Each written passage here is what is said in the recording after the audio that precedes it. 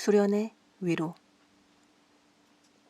미처 알아차리기도 전에 연못이 헤엄칠 수 있는 곳이 되기 오래전에 아이들은 떠났다. 우리 딸 린드는 작은 연못을 떠나 집에서 멀리 떨어진 레드우드 대학이라는 곳에 가서 바다에 발을 담갔다. 첫 학기에 린드를 만나러 갔는데 우리는 패트릭 곳에 있는 마누 해변의 바위를 넋놓고 바라보며 한가로운 일요일 오후를 보냈다. 나는 해변을 따라 걷다가 매끈한 초록색 자갈에 카넬리안이 박혀있는 것을 보았다. 몇 발짝 전에 지나친 것과 똑같이 생겼다. 뒤로 돌아가 아까 본 줄무늬를 찾았다. 두 자갈을 제외시켜 나란히 내려놓았다. 자갈은 젖은 채 햇빛을 받아 빛났다. 파도가 밀려와 둘을 가를 때까지. 자갈은 모서리가 조금 닳았고 몸뚱이가 조금 작아졌다. 내게는 해변 전체가 이렇게 보였다. 서로 또한 해변으로부터 갈라진 아름다운 자갈들의 미술관. 린든이 해변을 대하는 태도는 나와 달랐다. 아이도 재배치를 하기는 했지만 검은색 현무암 옆에 회색 현무암을 놓고 진녹색 둥근 자갈 옆에 분홍색 둥근 자갈을 놓는 식이었다. 아이의 눈은 새 짝을, 내 눈은 옛 짝을 찾았다.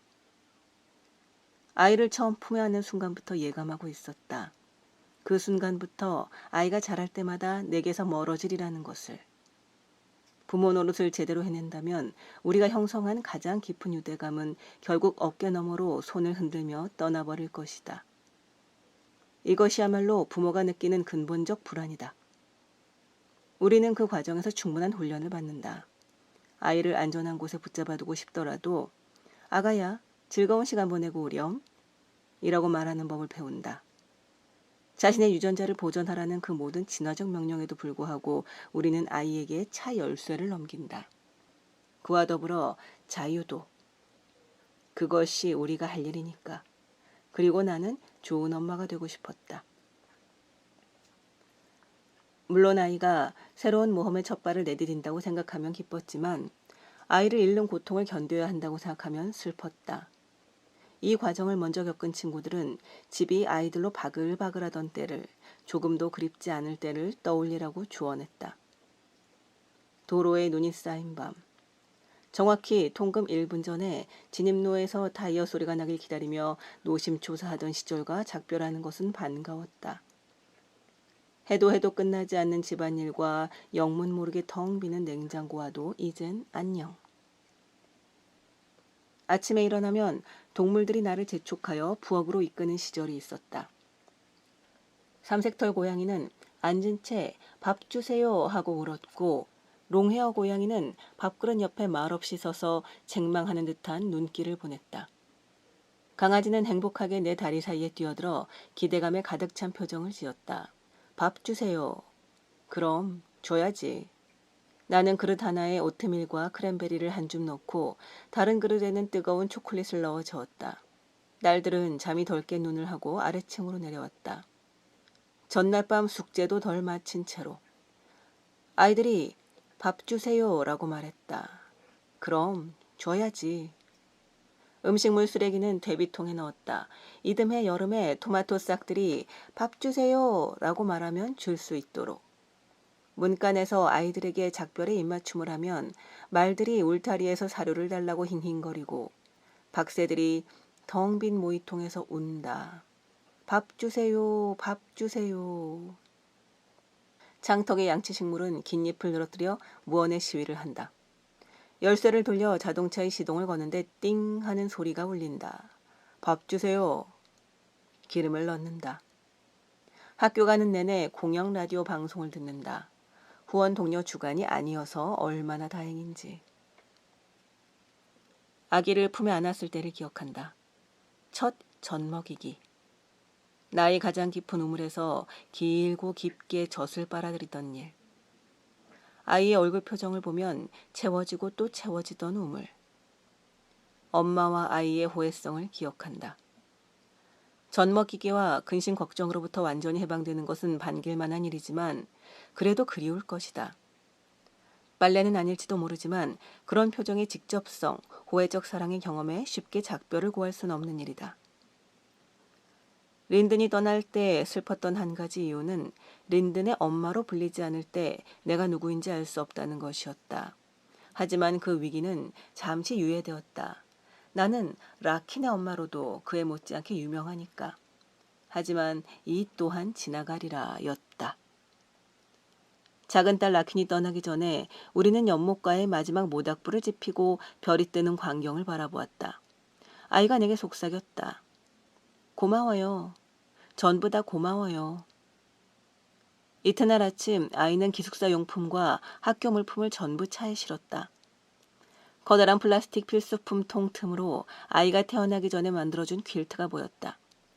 필요한 물건을 모두 챙긴 뒤에 아이는 내 물건을 옥상에 올리는 일을 도와주었다. 기숙사에 짐을 부리고 방을 꾸민 뒤에 아무 일도 없었던 것처럼 점심 먹으러 나가면서 나는 퇴장할 때가 되었음을 직감했다. 내 일은 끝났고 아이의 일은 이제부터 시작이었다. 다른 딸들이 손가락을 까딱거리며 부모를 보내는 걸 봤지만 라키는 기숙사 주차장까지 나를 배웅했다. 그곳에서는 아직도 수많은 미니밴이 짐을 토해내고 있었다. 일부러 활기찬 척하는 아빠들과 억지로 꾸민 표정의 엄마들이 훔쳐보는 가운데 우리는 다시 포옹하고 미소 지으며 이미 말라버렸다고 생각한 눈물을 흘렸다. 자동차 문을 여는데 아이가 발걸음을 돌리며 크게 소리쳤다. 엄마, 고속도로에서 주차할 수 없이 울음이 터지거든. 제발 차를 길가에 대세요. 주차장에 모인 사람들 모두가 웃음을 터뜨렸다. 다들 꾸민 표정에서 원래의 표정으로 돌아갔다. 휴지나 갓길은 필요 없었다. 어쨌든 집에 가는 길은 아니었다. 아이를 대학에 두고 떠나는 것까지는 할 수 있었지만 텅 빈 집에 돌아가고 싶지는 않았다. 심지어 말들도 떠나버리고 우리 가족의 늙은 애완견도 그 해봄에 죽었다. 나를 반겨줄 이는 아무도 없었다. 나만의 특별한 슬픔 다스리기 시스템을 차 지붕에 장착하기로 마음먹었다. 주말마다 육상 경기를 보러 가거나 밤샘 파티를 주최하면 혼자 지낼 시간이 없을 테니까. 상실을 애도하기보다는 자유를 축하할 작정이었다. 반짝거리는 빨간색 중년의 위기 코르벳을 들어본 적 있으신지? 글쎄, 나로 말할 것 같으면 코르벳을 차 지붕에 실었다고나 할까. 레브라도호로 차를 몰고 가서 새로 산 빨간색 카약을 물에 띄웠다. 첫 선수파의 소리를 떠올리기만 해도 그날 하루가 죄다 기억난다. 늦여름 오후, 호수를 둘러싼 언덕 사이로 빛나는 황금빛 태양과 청금석빛 하늘, 부들 속에서 꾀꼴꾀꼴 우는 붉은 어깨 검은 꾀꼬리, 바람 한 점 없이 유리처럼 잔잔한 호수. 드넓은 호수가 눈앞에서 반짝거렸지만 일단 물달개비와 수련이 물을 두텁게 덮은 가장자리의 습지를 가로질러야 했다. 진흙바닥에서 수면까지 1.8m를 뻗은 황수련의 기다란 입자루가 마치 내 길을 막으려는 듯이 노에엉켰다. 선체에 달라붙은 개연꽃을 뜯어냈더니 부러진 줄기 내부가 보였다. 스티로폼 속처럼 공기로 가득 찬 해면 모양 흰색 세포가 빼곡히 들어있었는데 식물학자들은 통기조직이라고 부른다. 이 통기세포는 마치 구명조끼가 내장된 듯 수생식물을 위로 띄우고 잎을 수면에 떠있게 하는 독특한 작용을 한다. 이 성질 때문에 노젓기가 여간 고역이 아니지만 여기에는 더 큰 쓸모가 있다.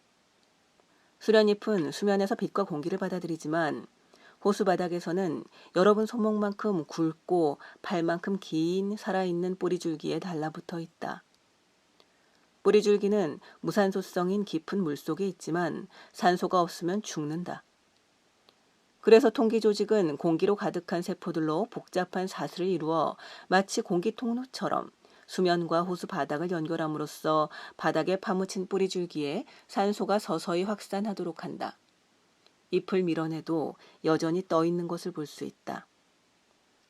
수련수렁에 빠진 나는 순채, 향수련, 골풀, 산부채, 그리고 황수련, 불헤두수련, 누파르루테움, 스페터독, 브랜디병 등 여러 이름으로 불리는 황수련의 꽃들에 둘러싸인 채 잠시 휴식을 취했다.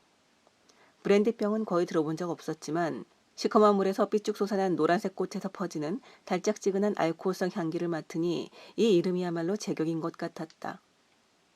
포도주 한 병 집에 사가야겠다는 생각이 들었다. 화려한 브랜디병 꽃들은 꽃가루 바지 곤충을 끌어들이는 목표를 이루고 나면 줄기를 구부려 몇 주간 수면 아래에 은둔한 채 씨방을 부풀린다. 씨앗이 성숙하면 줄기를 다시 펴서 물 위로 꽃을 내민다. 플라스크 모양의 신기한 꼬투리에 밝은색 뚜껑이 달렸는데 이름에 걸맞게 양주잔만한 미니어처 브랜디통처럼 생겼다. 직접 본 적은 없지만 꼬투리에서 씨앗이 물 위에 후두둑 떨어진다고 한다. 스페터독이란 이름은 여기에서 비롯했다.